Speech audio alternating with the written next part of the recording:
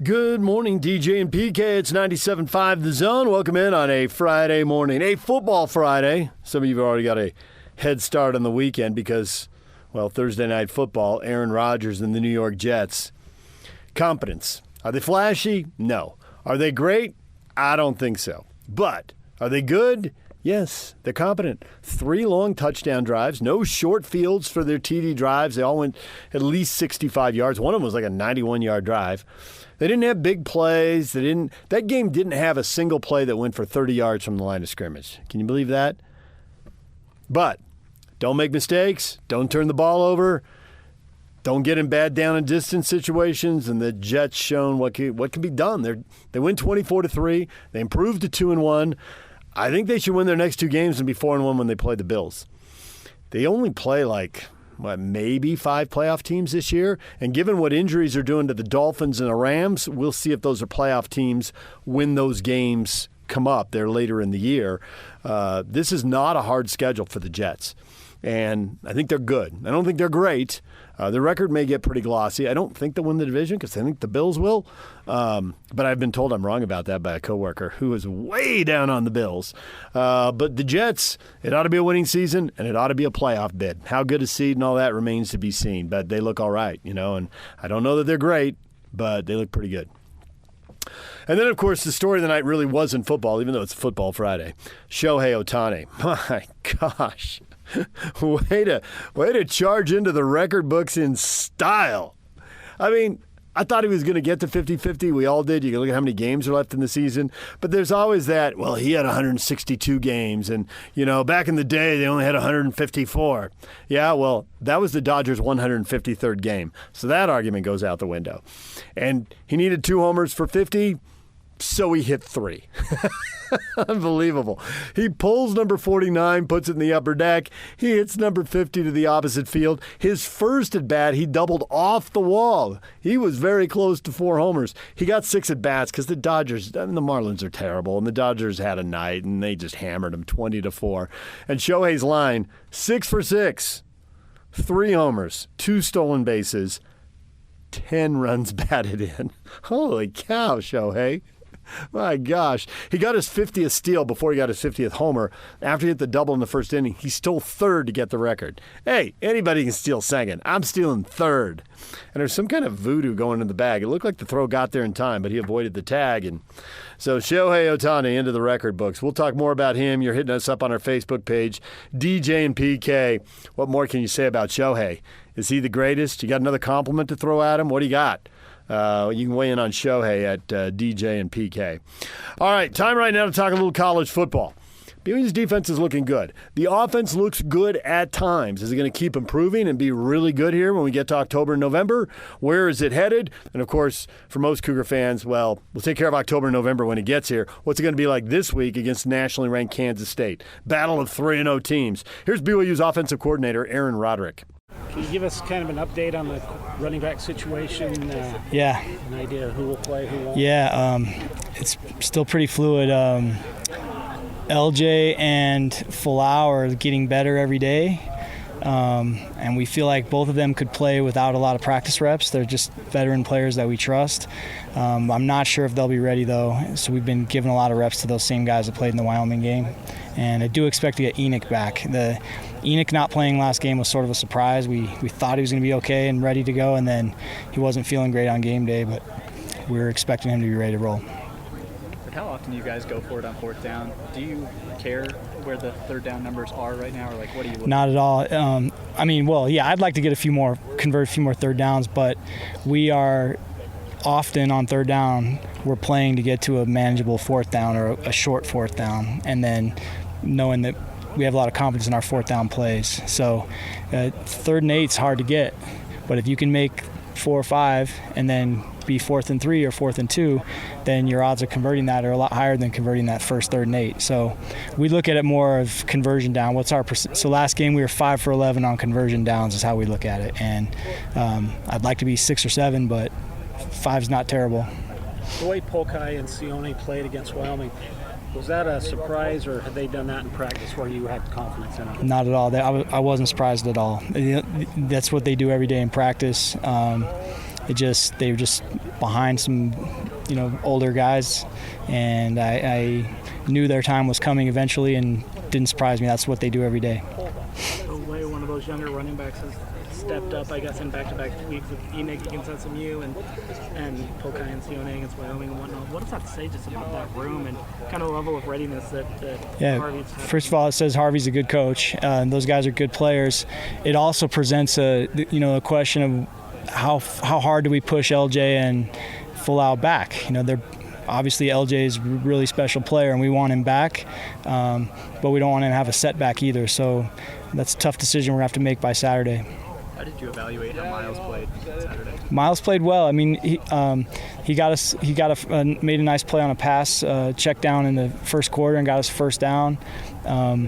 He didn't have nothing really flashy happened, but he did his job. He ran where he's supposed to run. He blocked who he was supposed to block, and he's a good receiver. Hey, Rod, how close is this offensive line to being as cohesive as you want it to be? We're not there yet, but I'm seeing improvement. We're running the ball better than we did a year ago. Still a long way to go, a lot of improvement, and we're going against a defense this week that's one of the best run defenses in the country the last 3 years, so we're going to get tested for sure. But they are improving. I see improvement. Even with the swapping out, having to go, with Austin coming in, did you feel the same way with him stepping in? Nah, he played well. He wasn't really a drop off there. I mean, Sonny had played well in the first 2 games, and Austin, I didn't even think about it or notice it during the game. How do you assess how Jake played overall? I thought Jake played well. The interception on the first possession was disappointing, but he's throwing to a one-on-one matchup that we schemed, we created. We wanted to get the ball to Cody on that play. We practiced it all week. We got the coverage we wanted. It was a little bit underthrown. I thought Cody reacted a little too late to at least break it up or have a chance to catch it. But that's not like an egregiously bad decision or one of those mistakes that kill you. I mean, they intercept the ball on the 1 yard line. Our defense gets some 3 and out. We get the ball back and plus side of the field and score a touchdown a few plays later. So it was, I don't want to say turnovers are never good, but that one wasn't one that scares you or makes you worry about anything. You touched on this, but what do you see from Kansas State's defense? What challenges do they present this weekend? Well, they're just so squared away and very tough, physically tough. They are. Everybody does their job every play. I think they've given up about 21 points a game 3 years in a row. They're one of the best defenses in college football the last 3 years. And they have, I think it's 8 returning starters, and 3 or 4 of those guys are in their 3rd year starting. So we have a big challenge on our hands. They're very good. With the running back injuries, have you had to change your game plan offensively at all? No. Or is it the same? Not at all. I mean, those guys know the offense, and they can go in. We can play Sione or Pokai or Enoch. Obviously Miles. They can do it all. They're 3 true 3-skill backs. All of them can run the ball. They can block, and they're good receivers. It's hard to simulate, the type of atmosphere I anticipate on Saturday. I mean, it's a home atmosphere, so there's a benefit there. But how fun is it to see the guys go out and see what they can do on a Saturday night against a ranked opponent at LES? Yeah, I mean, Lavelle Edwards Stadium on an 8 o'clock game, that's as good as it gets in college football. It should be a great environment, and we're playing a great opponent. And, this is what you live for. If you're in this profession or you play this game as a player, this is what it's about. There's Cougar coordinator Aaron Roderick. We're going to take a break. When we come back, Utah Hockey Club, his open camp. We will talk with Cole Bagley, our hockey insider, next. DJ and PK, brought to you in part by Cafe Rio. Win lunch from the Zone and Cafe Rio on Taco Tuesday. Listen every Tuesday for your chance to win a $20 Cafe Rio gift card. Learn more about Taco Tuesday and the great deals available every week at CafeRio.com. Good morning. DJ and PK, proudly presented by our title sponsor, Black Desert Resort, Utah's premier golf resort. Late in yesterday's show, we had Cole Bagley on, and he is our hockey insider covering the Utah Hockey Club. They have open camp now. They had not when we spoke to him yesterday. Their first preseason game is Sunday night, Des Moines, Iowa. Hello. Here's Cole Bagley with PK and I.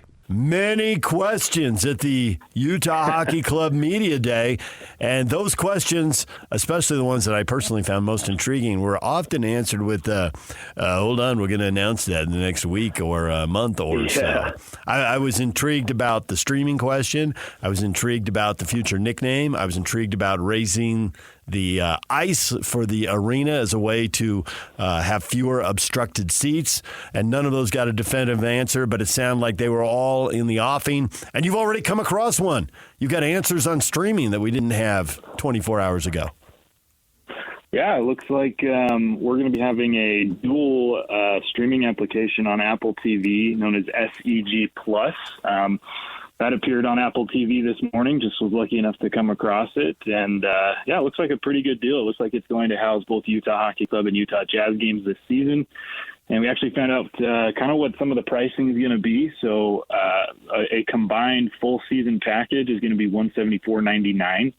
That includes 150-plus Utah Jazz and Utah Hockey Club games with a couple other benefits like 50% off at the team store for one purchase, pair of tickets, which is just awesome. They're trying to get people as involved as possible and consuming this team as much as possible. And then if you just want to subscribe to Utah Hockey Club games, $69.99 for an annual price, which is pretty phenomenal. Like, if you're able to watch 75 plus Utah Hockey Club games, NHL games for only $70 for the year. Like, that's unheard of, or $14.99 monthly. So, we're expecting a full announcement from the club today or tomorrow. They said later this week.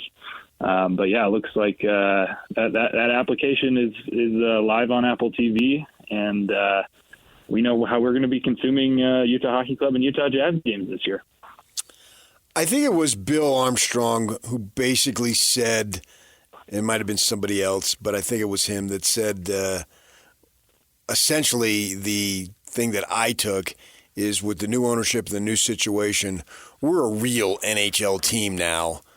And he didn't use those very words, but that's the way I took it. Did you remember them? Do you remember him saying that, and how much of a difference can that make? Just them viewing themselves as a real NHL team. Yeah, I think it may have been Bill Armstrong. The general manager, and right. Yeah, I think the difference between Utah and Arizona is just that this ownership group is taking things incredibly serious. Ryan has done a phenomenal job. When you think of how quickly this team has come together in such a short period of time. I mean, you go back to April, one morning, the players wake up and, they're in Arizona. The next morning, they wake up and their new home is in Utah. And it's just incredible the things they've done in terms of, they upgraded for their home ice sheet, right? They went from, a small little arena that was housing about 4,500 to 5,000 fans to suddenly I think we're going to be at about 15 to 16,000. And that's before these new upgrades that come in the next few years. In addition to that, I think they did a great job with branding. They had to do it overnight. They didn't have a couple years to do it like the Seattle Kraken or the Vegas Golden Knights, who knew they were getting a team for multiple years. Like, this all had to happen, at the snap of a finger. So the branding is great. The jerseys are great. They upgraded the Utah Olympic Oval. I grew up playing there, and it's the same structure, it's the same layout, but they've made it. They've made it NHL. They've raised it to an NHL level. They got new ice. They've added locker rooms upstairs, and it's phenomenal the things that they've done in a short period of time. And I get what he's saying. Like, they went from management that didn't have their act together for more than 2 decades, and suddenly within a few months they're being treated as they should. And so I get exactly what he's saying, and I couldn't agree more. They've really stayed on message in multiple media opportunities here about not promising playoffs and just saying they want to be playing important games at the end of the year, which is, okay, you're in the playoff race, even if you don't get there. I guess the hard thing to evaluate here, how much incremental progress will the centers and the wings make? Because when it comes to scoring goals, it looks like there's some upside, and they really believe in some of these young guys, how many will take a step forward. But then on the blue line there, those defensemen, man, major roster changes. Does that upgrade them to a playoff team in your mind, even if they don't want to say it out loud for obvious reasons about putting pressure on themselves? I think it's going to be close. Multiple times throughout yesterday, whether it was head coach, Coach Bear, or some of the forwards like Clayton Keller, defenseman, Sean Dursey, other guys like Nick Schmaltz, like a lot of people were asked, like, what has been done this offseason? What do these upgrades mean to the team? Because when you look back at last year, the Coyotes were 25th in the league in goals against, and then as well in terms of their penalty kill. And so to go out and to get defensemen like Mikhail Sergachev, John Marino, Ian Cole, and then some more playoff experience in a guy like Stenlund, who was just with the Florida Panthers, who won the Cup this past summer, they very clearly went to address those problems. I fully anticipate that this team is going to make a jump, whether that's, I think I would say somewhere between 5 and 10 spots in terms of goals against. They're good. Those defensemen are there to help out the goaltender and to shore up that blue line. And then, if they're able to do that, then this team didn't have a problem in scoring goals last season. Clayton Keller was phenomenal. Nick Schmaltz was phenomenal. And then to your point, they've got some young talent. A guy like Logan Cooley, who according to others around the league, like this kid who made the all rookie team last year, he's taken his game to a new level. He told us yesterday that this is the best offseason he's had in his career. Now, obviously, his NHL career hasn't been very long, but I think he's talking in terms just of his entire hockey career. He went out and met with some of the premier face-off takers in the league to improve his face-offs. And he also wants to be better defensively. But he's a remarkably gifted young player. And on that same line is Dylan Guenther. Those two should be playing on the same line this season on that second line.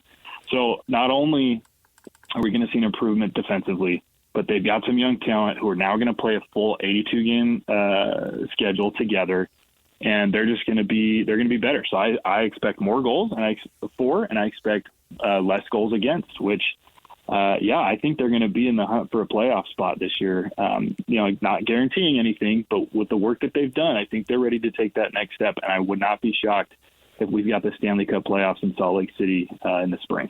It's funny in that the guy owns the same teams, the Jazz and this team, which I think they'll be called the Yetis, but whatever they want to do and announce it. I don't really care what their name is, but they have this young group and cap space and yada yada. And, we're waiting for the Jazz to jumpstart it. And so with the hockey club, they made some acquisitions in the offseason. Do you think that they might use some of these, he says, Armstrong, I think it's boatload of picks, boatload of cap space. Do you think they might expedite it themselves, or they just, seems to me, reading between the lines, that they might be more patient and let it develop naturally rather than, and still add guys, but not go crazy in terms of just going all in right now because they think they got a good thing, and if they just allow it to develop more, then it could be something that could be around for a good while. Yeah, I mean, they hit the reset button about a year before the Jazz. So I think we're stepping into season 5 of rebuild, if that's what you want to call it. And in my mind, they're nearing maybe the end of phase 2 and stepping into phase 3.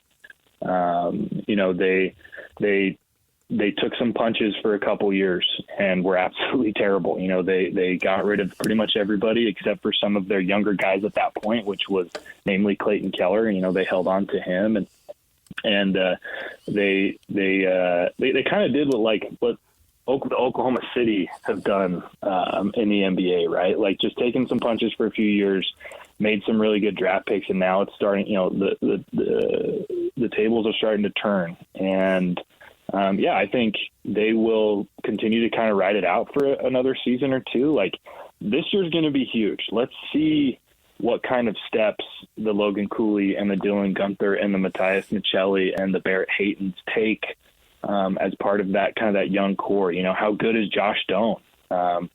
a guy that's anticipated to play his rookie season this year. How good is that young group? And then how well are they complemented by these veterans in Keller and Sergachev and Krause and Bukestad? Like, I think they're really going to see how it goes this year. If they're competitive and they're pushing for a playoff spot by the deadline, the trade deadline, I think they may be aggressive. And that's something Bill said yesterday is, hey, we're going to go day to day. We're not going to say what we're going to do, a couple months from now, but we have been aggressive before. We've got the assets. We've got the ability to do it. And so, let's just see how this season goes. But, if I was looking in my magical crystal ball, I'd say they're going to ride it out for a season or two and just see where the development goes. And they've got more guys in the pipeline. They have an incredible grouping of prospects. Bill said yesterday they might be in the best position of any team in the league, top to bottom, based on their current roster, their draft picks, and their current pool prospects. And so it's exciting. It's an exciting time for this team to be coming to Utah because this rebuild has been done right. For the fans who can't wait, who want to watch the preseason games, 4 are on the road, 2 are at neutral sites out of the 7, only 1 at home. Are the games going to be on TV or streamed? Is there a way for the fans who are hardcore and can't wait to get into it to get into it? I anticipate that there hasn't been a direct announcement on where these preseason games were going to be streamed. But if you looked at this new SEG Plus application this morning and you go to the Utah Hockey Club icon, it's got these preseason games listed. And so I don't know for sure, but I would anticipate that I anticipate an announcement today or tomorrow from Smith Entertainment Group on this new streaming service. And I'm guessing that people are going to be watching this new service on Sunday to see the Utah Hockey Club take on the St. Louis Blues in Des Moines, Iowa. And so, that's what I'm anticipating because they have not announced where we could view these, but suddenly we see this new application and it's got the schedule on there. So I would say stay tuned over the next day or so, and I think we'll be watching these preseason games on SEG Plus. What's going on with their first-round pick, Tej? He's been injured. What could we expect out of him? Yeah, so Tej Gimla suffered just kind of a lower body injury over the last couple of weeks. I'm not entirely sure if that was during some of his assignment on his junior team or maybe he was just doing some training and got hurt, but it's nothing major. They did sit him out for precautionary reasons during the rookie camp and rookie tournament this last week. I was able to ask Bill yesterday, hey, how's he doing? They said, we're going to continue to list them as day-to-day, and their expectation is that he will be able to join training camp towards the tail end of it and might appear in one of those exhibition games for the Utah Hockey Club. So stay tuned. I'm hoping to see him. He's very, very good, very exciting. This is a kid that just exploded in terms of talent and production this last year. I mean, he's coming off his best season of hockey in his life. He was phenomenal in the juniors for the Kelowna Rockets. He had an incredible summer showcase for Team Canada's junior squad, and he jumped up draft boards, and I'd say he's the most complete player overall that was taken in that first round, and has a lot of potential to do a lot of good things offensively for the Utah Hockey Club. So really hoping to see him at training camp here in the next week or so that I can get a good look at how does this young man size up against legitimate NHL talent. All right, there's Cole Bagley talking hockey. We'll have him on throughout the season. Coming up next, a guy we have throughout the Big 12 football season because he knows the Big 12 backwards and forwards. Barry Tramel, next. DJ and PK, it's 97.5 The Zone. We welcome back Barry Tramel, sports columnist for the Tulsa World, to talk all things Big 12 football. Barry, good morning. How you guys doing in Salt Lake? We're doing well. We are anticipating a big weekend of football, and that usually puts people in a good mood. Yeah. No doubt about it. Wish this game was early. I don't know what Fox's deal is. This should be the big noon kickoff game. Yeah, they invested a lot of money in the Big Ten, so they did, and everybody wakes up on Saturday morning ready to watch the Buckeyes play Marshall. Well, everybody in Ohio does. I guess. There are 2 games in the Big 12 this week that match 3-0 teams. Utah's playing Oklahoma State. Kansas State is playing BYU. We're going to get one good game? We're going to get two good games? You think we get a couple blowouts? How's this going to play out? I think we'll have two good games. I think they might be, by college standards, more defensive games. I mean, I don't know. For OSU or Utah to blow the other one out, they're going to have to get into the 30s or 40s, keep the other one under 20. It doesn't seems to me like both teams are more likely to settle into the 20s. So I think that's unlikely. Now, I guess it could happen in Provo because I think Kansas State's pretty good, particularly on defense. But I think BYU's good on defense. So, I think we'll have, even if it's one-sided in the line of scrimmage or, just in the competitive nature of plays, I don't know that the score is going to get away from anybody. So I'm reasonably confident we're going to have a couple of good games there. I'm wondering how much you believe in statement games, and I'll back it up and give you where I'm going with this. Utah, first game in the Big 12 ever. Coming from the Pac-12, the fans around here were that was the ticket to the highest level of heaven and the most money you could ever win in the lottery for the Ute fans. So jacked to be in the Pac-12. And it's a letdown to have to go to the Big 12 because they were good and you got to go to places that were much closer, and Phoenix in November is nice, and the California schools, Northern and Southern, Seattle, blah, blah, blah. We all know about that. So they sort of feel like it's a little bit of a letdown and think that because of the success that the team has had in the Pac-12, if they go into Stillwater, which is one of a handful of contending teams in the Big 12, they can really make a statement that, all right, we're new to this league, but you want to win it, you're going to have to go through us. Do you buy that type of stuff if the Utes should win it? Well, I think it'd be a statement game for this season. And the season, is a launching pad to multiple season statements. But I don't know that Utah winning Saturday would declare the fate or even the intention of the next 5 years. But this year, no doubt about it. The Big 12 front-loaded the schedule. They gave us Utah, Arizona, Utah, OSU, K-State, all in September. Arizona, K-State last week. So we got a bunch of really good September games, and somebody is going to get the jump on people. And the winner of this game has the inside track on that. So I think it is big. Now, the nature of the Big 12 has been we don't really know what's going to happen. I still think Central Florida, Iowa State, that's probably it. I think they could join the three, Utah, K-State, Oklahoma State, as contenders. I think Kansas and West Virginia have shown themselves, and Arizona have shown themselves that they're not what they were hoping to be. But I think it was 5 teams that really have a really good chance of making it to Arlington, and the winner of this game Saturday is, I think becomes the conference favorite, and Kansas State, if they could win in Provo, would sort of join that club too. So I just think it's going to be a really contested race, but it's so front loaded that whoever gets off to the fast start might be able to win wire to wire, if to use a track analogy. Does Oklahoma State have an obvious flaw to you that Utah can attack and take advantage of? Yeah, they can't run the ball, which is nuts. And Utah, of course, historically has played the run very well.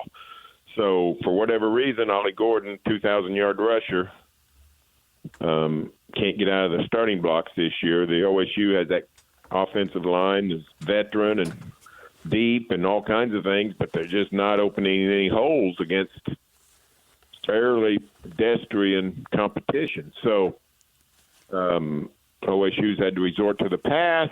Not the way they want to play. They can do it, but it's not ideal. So I think if Utah can continue to do that, I think they got a very good chance to win. If they don't let Ollie Gordon get loose, Cowboys, are going to be hard-pressed to generate enough offense to win the game.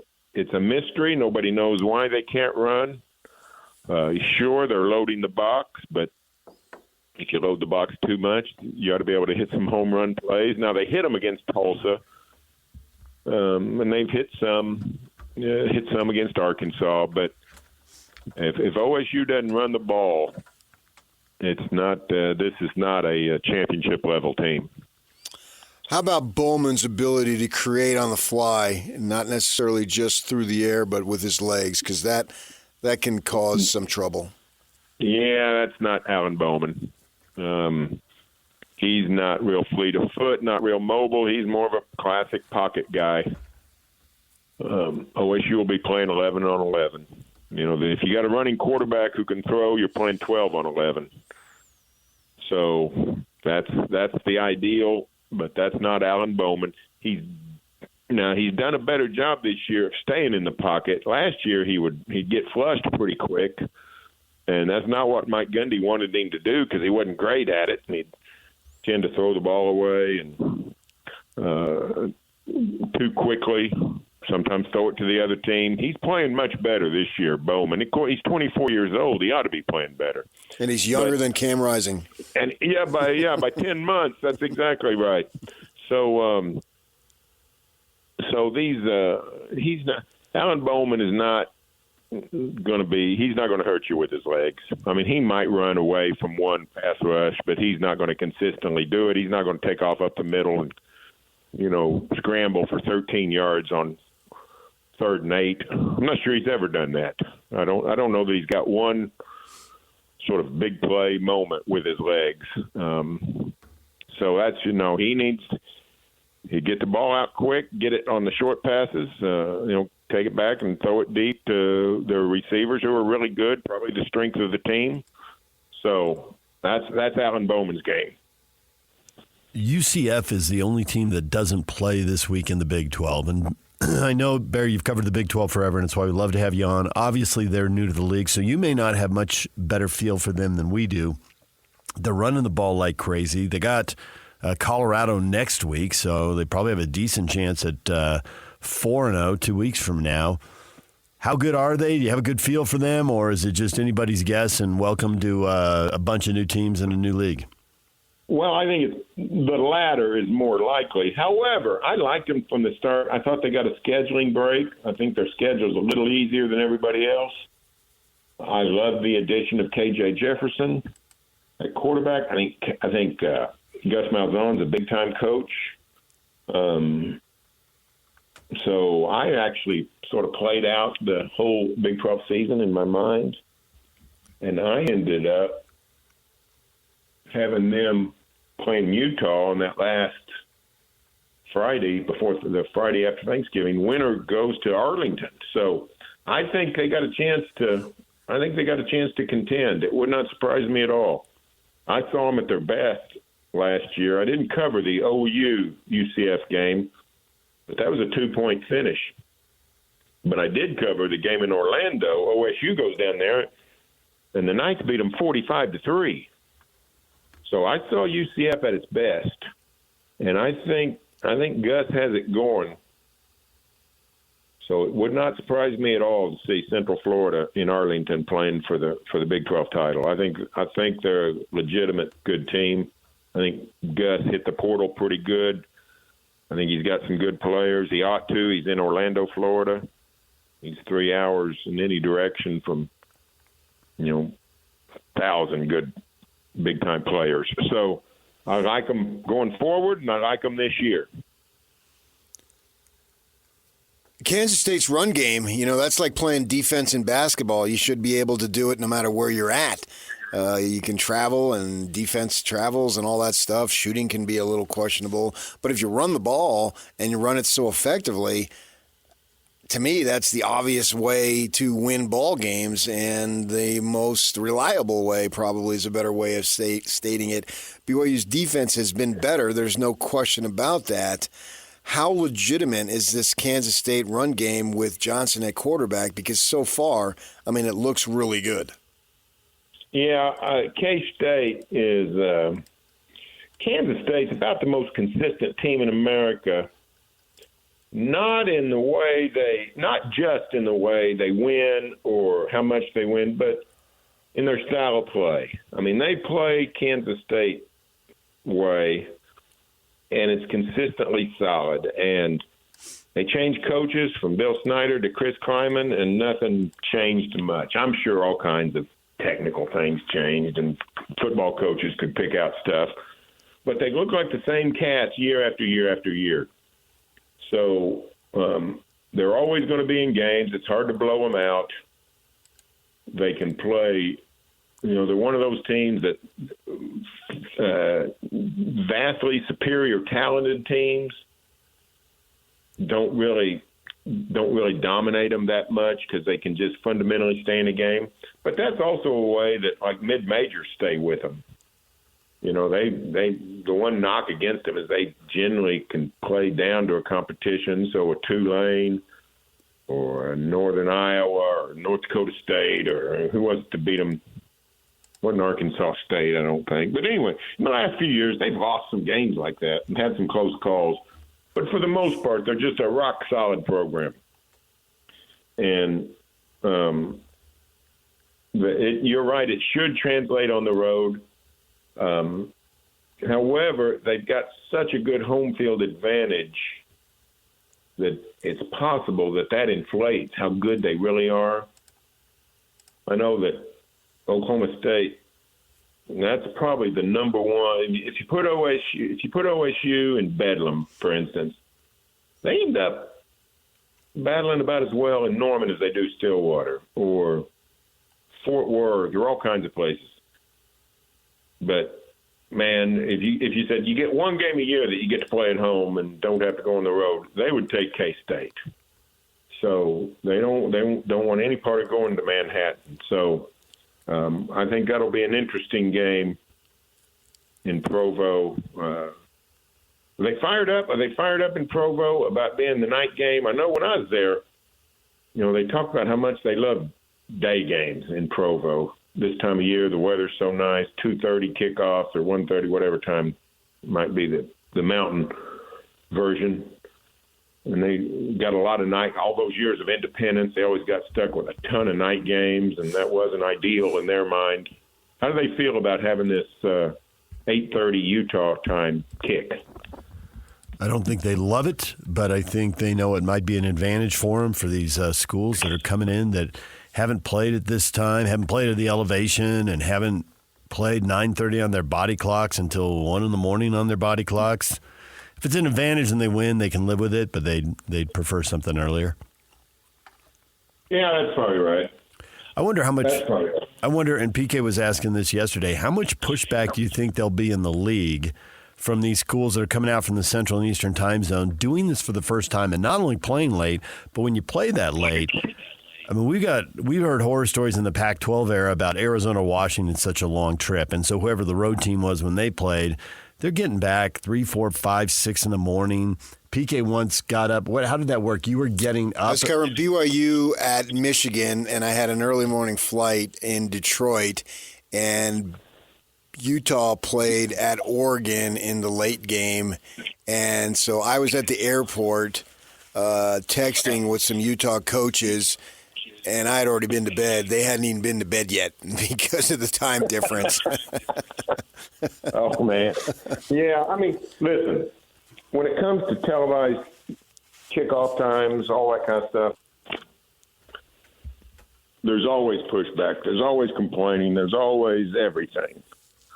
But nobody can do anything about it. The die is cast. Television runs this. So that's not going away. If it's 8:30 in Provo, I think they ought to be happy it's not 9:30.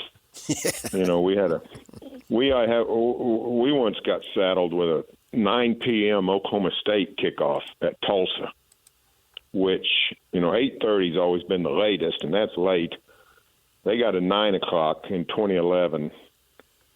Lightning hit right before the kickoff. Ooh. Game got delayed till 12:14, ended at 3:35 in the morning, Oklahoma time. So, that's just what they've committed this to. They've committed the money, and they are not going to relent. Now, that's the one thing I appreciate about somebody like Brigham Young, who, BYU set some standards, stuff they're not going to do. We're not going to do this. Like the basketball team is not going to play on Sunday. If you want us to forfeit, we'll forfeit, but we're not going to play. That kind of stuff is very rare. Everybody else is sort of pretty much sold out and said, we don't like it, but we'll do whatever you tell us. Yeah, that's the bottom line. That's the fact right there. And they money talks in that regard. We were talking earlier. There's a kid. We got a local football power here, and they got a 5-star receiver. And he announced his decision. His 3 finalists were Utah, Texas A&M, and USC.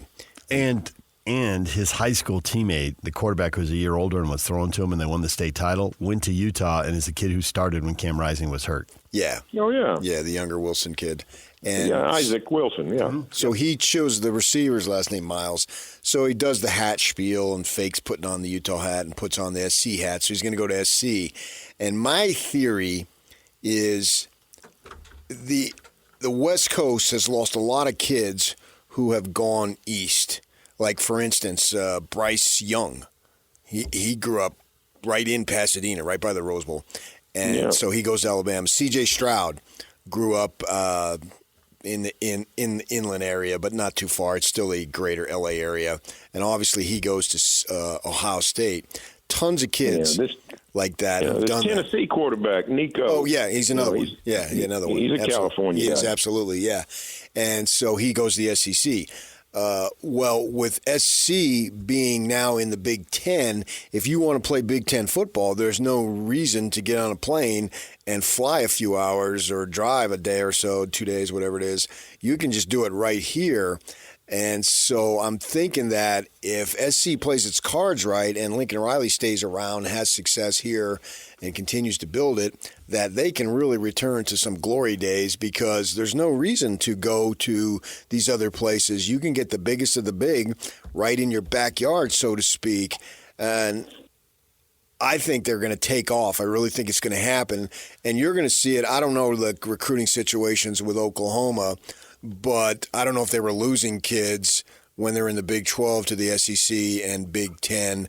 But now they're in the SEC, so maybe they can say the same thing there. What do you think about that? Well, I don't know about the California Big 10 discussion. I can tell you the SEC thing is a real deal.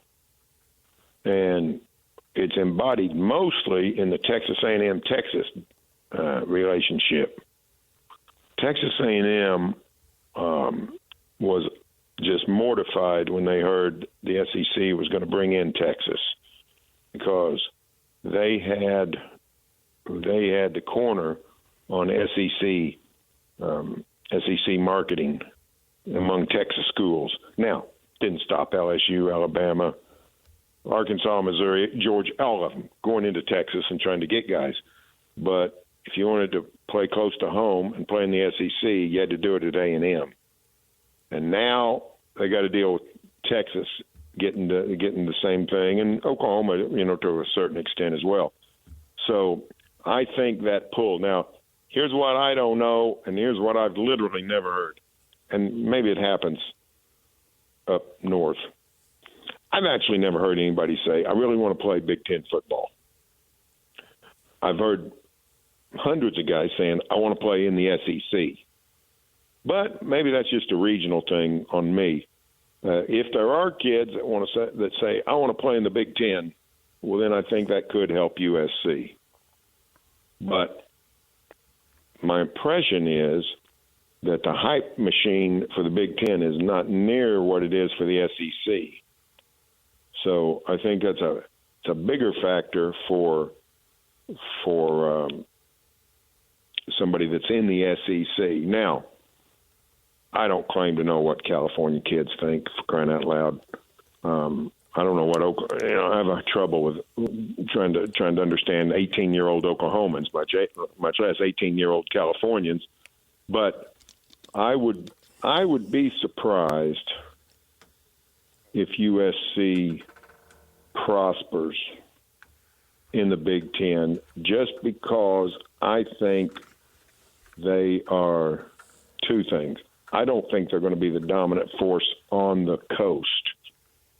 I think that's going to be Oregon, because I think it's going to be increasingly a financial thing. And I think Oregon has situated itself better on the NIL and the paying players and all that. USC is not in bad shape, but I just think Oregon's in better shape. And then I think Ohio State is a monster that nobody really wants to deal with unless you're Alabama and Georgia. I think Ohio State is just, with the NIL, they got the biggest fan base in America. They got, just the raw numbers can really overwhelm people. So, but I do think the demise of Lincoln Riley is greatly overstated. I think he's a good football coach. I think he weathered the storm. Looks like he's found him a defensive coordinator. If it had that 2 years ago, no telling what he might have done. So I'm intrigued. I'm intrigued by Lincoln Riley and USC, but I just don't know that they're ready to challenge Ohio State for Big Ten supremacy.